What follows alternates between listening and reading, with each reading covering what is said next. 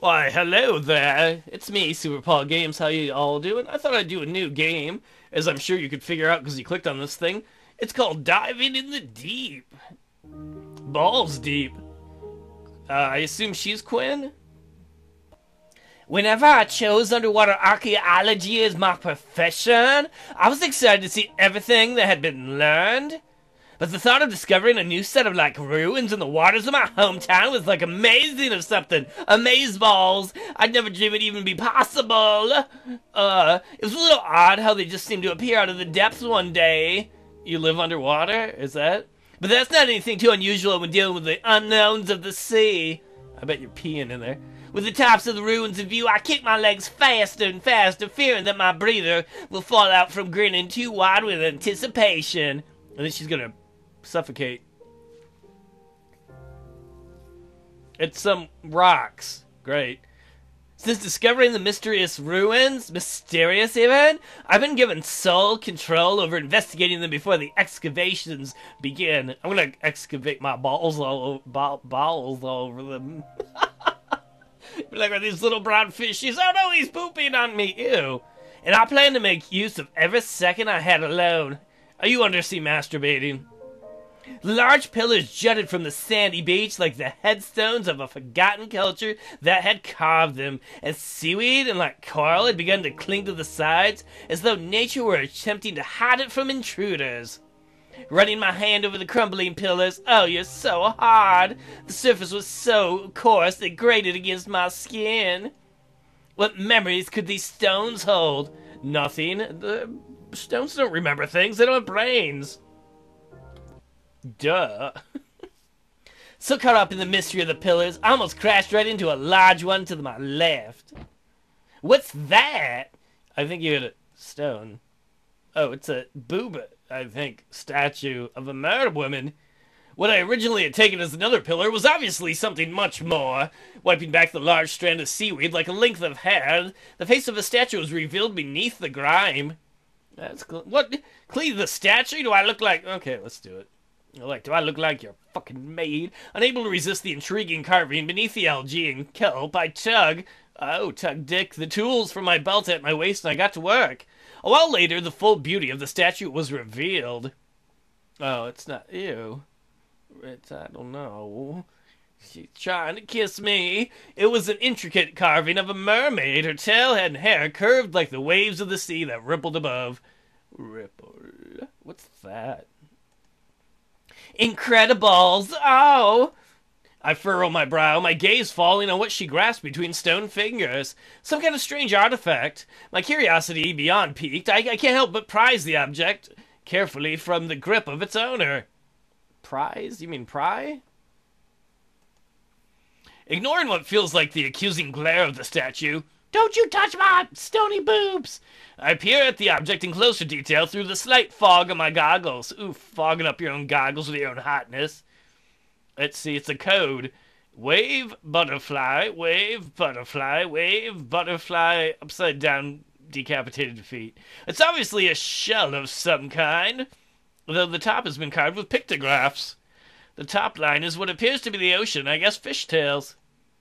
Below that is another line, but straighter with impossibly feet. That's what I was saying.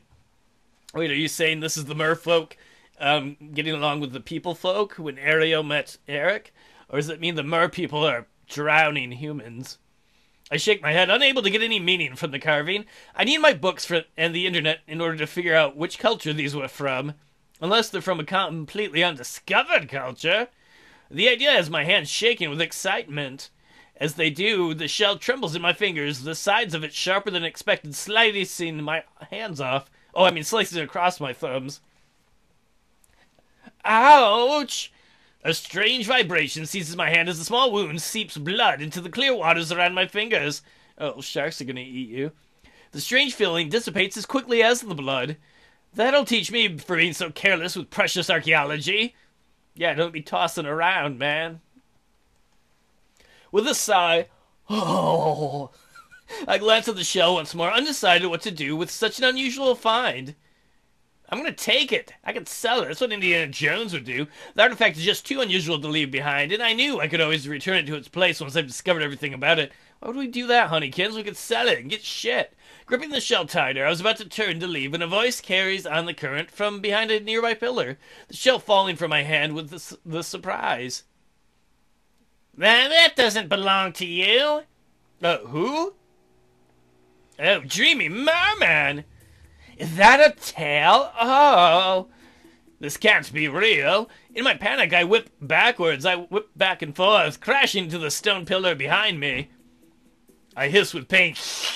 Snake woman, no! From the impact, the breath sucked from my lungs, and I struggled to regulate it through my breather. As I regain myself, I flick my gaze back up, my throat tightening to look up upon the man in front of me, or more accurately, merman. Apparently he has a stingray tattoo. Do you think that's cool in his culture, or is it kind of like a tramp stamp? We stare, you know, you don't want to get, like, mersyphilis. I know, I've got fish vagina disease. We stare uncertainly at each other for a while longer. I can't help but wonder if I've been in the water for too long. I'm becoming a giant prune. Maybe the filtration on my breather has cracked and I'm hallucinating due to a lack of oxygen. But if so, it's a dreamy hallucination. My thoughts are soon interrupted by an ominous rumbling from behind me. You're gonna fart! He's going to see the air butt bubbles come up. You can't hide it underwater. And from the look on the merman's face, I'm guessing it can't be good. Ah, look out! Did he help us or did he run away? Rocks begin plummeting down from the pillar I crashed into, and the merman rushes towards me, his arm around my waist. He touched me! And as he yanks me... Oh, I'm gonna yank him later. He yanks me out of the path of the boulder. Ah... Oh no, dreamy merman! Although the merman has saved me from being crushed beneath the falling rocks, he isn't so lucky. Well, you could gut him and eat him. He's part fish. The large fins at the end of his tail are trapped beneath a rock. He struggles to move it as the pillar begins to wobble precariously beside him. Oh, I know I'm supposed to help him. I'm gonna swim away. I can't risk getting buried beneath the rocks myself, so I quickly turn like a coward and swim towards the safety of the surface. I can hear the pillar crack and tumble behind me, but I don't dare look back. Left for dead! Best ending ever! I love it! He saved us and we left him to die. Suck on that, bro! I like it's got kind of moving music too.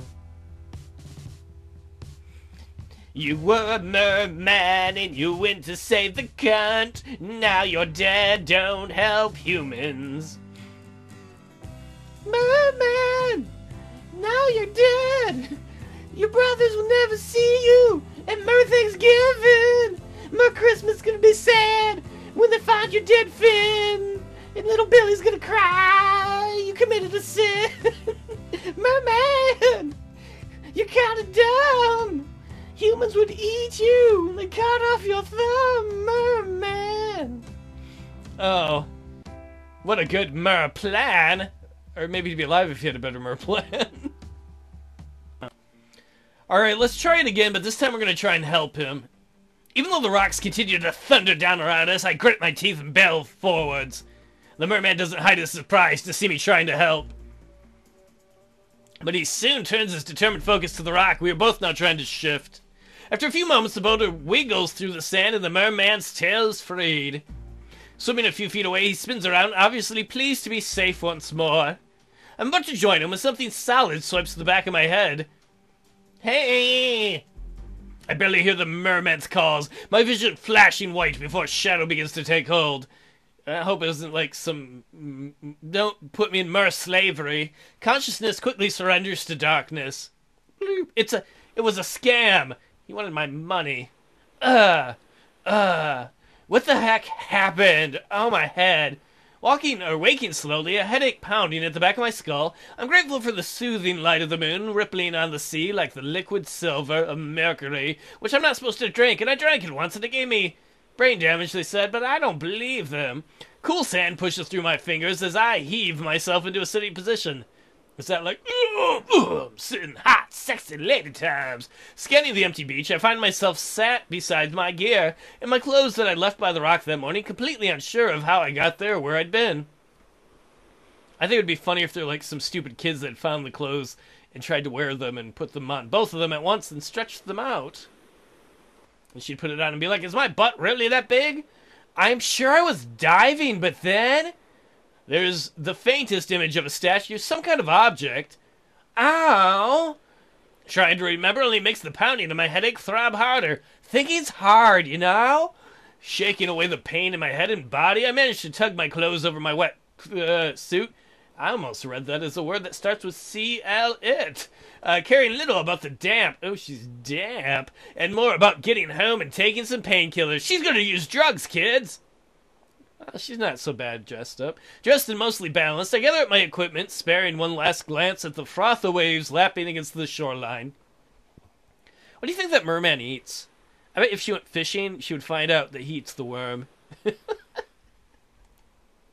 How did I get back on the beach? With a groan, I head home, keen to get some sleep. I can worry about the rest tomorrow.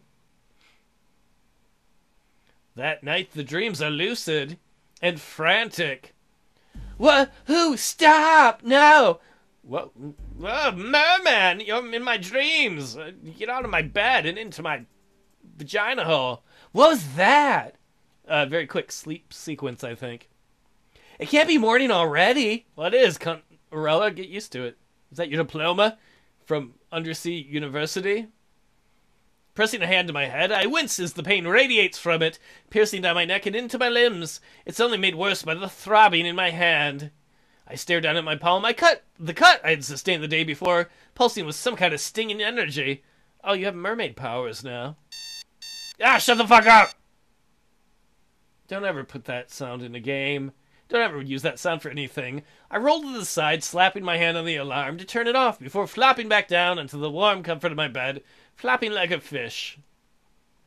A very, very important question. But you know what, I think next time we will come back and answer the question of sleep 5 more minutes or get up and get on my dick. I'll see you all next time.